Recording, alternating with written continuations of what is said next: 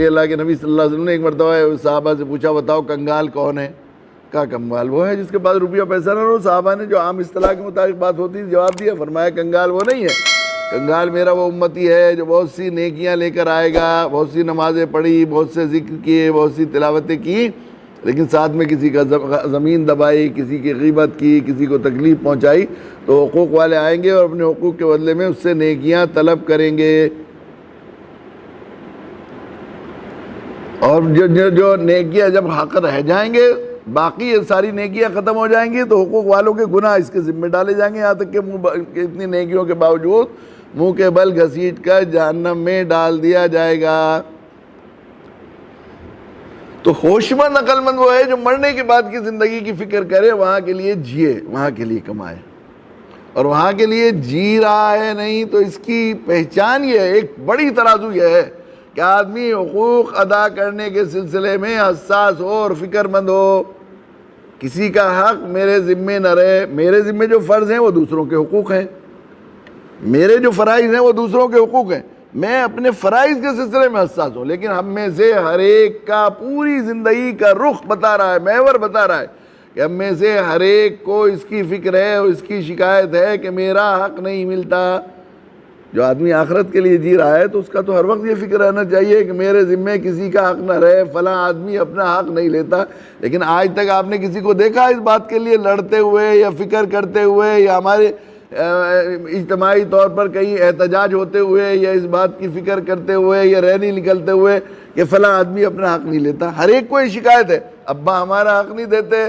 जब जितने लोग आते हैं, हम लोग मुल्ला लोग हर वक्त लोग आते हैं दुआ के लिए और मसाइल हल करने के लिए, तो मसला यही होता है, भैया हमारा हक़ नहीं देता, पड़ोसी हमारा हक़ नहीं देता, अम्मा हमारा हक़ नहीं देती, बीवी हमारा हक़ मार रही हैं, शौहर हमारा हक़ मार रहे हैं। सबको इसकी फ़िक्र है। कोई एक आदमी भी महीनों महीनों तक ये फ़िक्र लेकर नहीं आया था कि मेरे ज़िम्मे फ़लाँ का हक़ है, वो लेता नहीं, इसका कैसे अदा करूँ, इसकी फ़िक्र नहीं होती। इसलिए हमें हमारा जो बुनियादी मनसबी फरीज़ा है, दावत क्या है? इंसानियत का हक़ अदा करना। अल्लाह ने जो हमें अमानत के तौर पर दिया हुआ है ये दीन, ये उन तक पहुँचाना हमारी ज़िम्मेदारी थी, और हमें हर वक्त इसकी फ़िक्र है कि वो हमारा हक़ नहीं देते, वो जालिम है, हम मज़लूम हैं। हक़ मारने वाला जालिम और हक़ जिसका मारा जाए वो मज़लूम है। हमारे पास ये इज्तिमाई तौर पर दीन की शक्ल में अल्लाह ताला ने हक़ दिया है, इज्तिमाई तौर पर दिया है, ये अल्लाह ताला ने दिया था। सारी मिल्लत के ज़िम्मे था कि जो बल्लिगू अन्नी वलो आया, जो बात तुम तक पहुँच गई है उसको पहुँचा दो दूसरे तक। ये कुरान और कुरानी दीन पूरा का पूरा हमें अमानत के तौर पर दिया गया है, जिसको दूसरों तक पहुँचाने की हमारी मनसबी ज़िम्मेदारी है। यह हक़ अदा करने के लिए हमें खैर उम्मत का लक़ब दिया है, लेकिन हमें हक़ अदा करने की कोई फ़िक्र नहीं है, हमें तो बस हक़ लेने की फ़िक्र है। हर एक को जहाँ शिकायत है यही है। सारी लड़ाई कभी आज तक कहीं सुनी है कोई इस बात पर लड़ाई कि मैं उसके पैसे देना चाहता हूँ, बहन का हिस्सा था विरासत में देना चाहता हूँ, वो लेती नहीं है, हज़रत आप सिफारिश कर दो, कहीं सुना है? भला मेरे बेटे का फला हक़ है या मेरे भाई का फला था, घर में आधा हिस्सा उसका बैठ रहा था तो वो लेता नहीं है, या जो भी चीज़ें कहीं सुना है आज तक? कोई एक आदमी देखा ख्वाब में भी देते हुए ये सूरत हाल? फिर हम कैसे कह सकते हैं कि हम मुसलमान है, ईमान दीनदार कहना का मतलब यह है कि आखिरत की फ़िक्र के साथ मरने के बाद हिसाब किताब देना है, इसके लिए जिए। जो हक़ हमारा दूसरों के ज़िम्मे रह जाएगा उसके बदले नेकियां मिलेंगी, वो तो हमारे लिए ज़ख़ीरा बन गया। जो हक़ हमारा रह गया है उसके लेने की फ़िक्र नहीं होनी चाहिए, हमारे काम आएगा उस वक्त जब बहुत ज़रूरत होगी, जहाँ एक एक नेकी की आदमी जो है परेशान होगा। चूँकि हम लोग सिर्फ मौत से पहले की ज़िंदगी, सही बात यह है कि आखिरत का यकीन नहीं, सही ऐसा लगता है।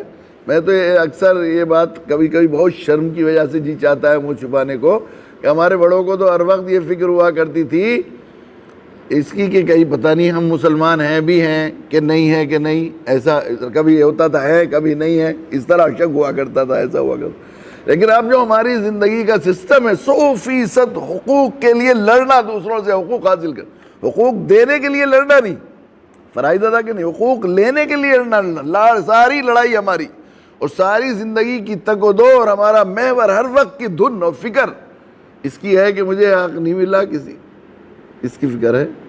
ये फिक्र बता रही है हमें कि हमें शायद और बेहतियाती ज़िंदगी की, जो चाहे बोल दिया, जैसे चाहे खा लिया, जिसको चाहे जलील कर दिया, जिसको चाहे जिसके हक में कोई बात कह दी, ये बेहतियाती ये ज़िंदगी की बता रही है कि हमें ये यकीन हो गया है कि आखिरत नहीं है।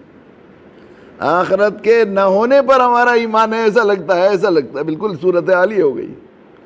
अक्सर हम देखते हैं ये गैर मुस्लिम जिनके यहाँ कोई, हमारे यहाँ बिरादरान वतन हिंदू, इनके यहाँ तो आवागमन का तसव्वुर है, आखिरत का कोई तसव्वुर ही नहीं है। ये अपनी बिजनेस की साख और अपनी दुनिया में अपनी इज्जत को की लाज रखने के लिए मामलात में एहतियात करते हैं ज़बान के पक्के, लेकिन हम लोग जो आखिरत में मालूम है कि पैसे का हिसाब दे रहा है, एक दानिक के बदले में 700 मकबूल नवाज़ें देनी पड़ेंगी। हम जिनको ये ईमान है, जिनको ये बताया गया है, उनके साथ ऐसा है कि वो जैसे जिस जब चाहे एक पैसे के लिए ईमान बेच दे, फिक्र ही नहीं है कि हमें जाना है।